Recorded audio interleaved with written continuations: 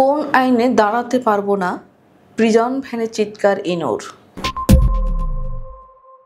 দুর্নীতির মামলায় আদালতে হাজিরা শেষে সাবেক তথ্যমন্ত্রী ও জাসদ সভাপতি হাসানুল হক ইনুকে কারাগারে নেওয়ার সময় ঘটে এক অস্বাভাবিক ঘটনা।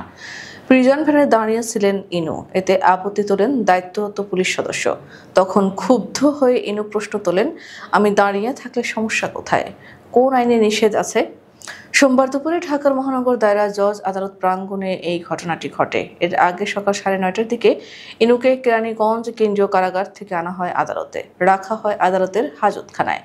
দুর্নীতির মামলার শুনানিতে তাকে এজলাসে তোলা হয়নি, কারণ দুদকের তদন্ত কর্মকর্তা সেদিন প্রতিবেদন দাখিল করতে পারেননি। তাই ঢাকা মহানগর জ্যেষ্ঠ বিশেষ জজ সাব্বির ফয়েজ প্রতিবেদন জমা দেওয়ার জন্য আগামী 2 ফেব্রুয়ারি নতুন তারিখ নির্ধারণ করেন। দুদকের প্রসিকিউশনের সহকারী পরিচালক আমিনুল ইসলাম সাংবাদিকদের বিষয়টি নিশ্চিত করেছেন। দুপুর 12:15টার দিকে ইনুকে হাজতখানা থেকে প্রিজন ভ্যানে তোলা হয়। তখনই ঘটে ওই তর্কাতর্কির ঘটনা। প্রত্যক্ষদর্শীদের ভাষ্য অনুযায়ী প্রিজন ভ্যানে উঠে ইনু দাঁড়িয়েছিলেন। তখন এক পুলিশ সদস্য তাকে বলেন, দাঁড়িয়ে থাকা যাবে না। ইনুর সঙ্গে সঙ্গে জবাব দেন, আমি দাঁড়িয়ে থাকবো, সমস্যা কোথায়? কোন আইনে আমি দাঁড়িয়ে থাকতে পারবো না? পুলিশ সদস্য পুনরায় তাকে বসতে বলেন। তখন ইনু আরও ক্ষুব্ধ কণ্ঠে বলেন, আপনি অর্ডার দেখান। কোন আইনে লেখা আছে আমি দাঁড়িয়ে থাকতে পারবো না? সিনক্রিয়েট করছেন কেন? অর্ডার নিয়ে আসেন। এ সময় উপস্থিতদের অনেকে বিষয়টি লক্ষ্য করেন। পরে পুলিশ সদস্যটি ভ্যানের পেছনে নিজের নির্ধারিত জায়গায় চলে যান। প্রিজন ভ্যান আদালত প্রাঙ্গণে থাকা অবস্থায় ইনুকে সারাক্ষণ দাঁড়িয়ে থাকতে দেখা যায়। মাঝে মাঝে গ্রিলের ফাঁক দিয়ে বাইরে তাকিয়ে কাউকে খুঁজতে দেখা যায় তাকে।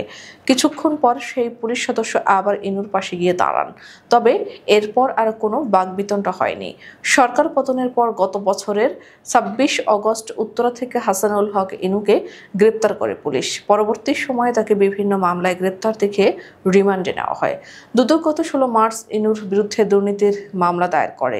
27 জুলাই তাকে এই মামলায় আনুষ্ঠানিকভাবে গ্রেপ্তার দেখানো হয়।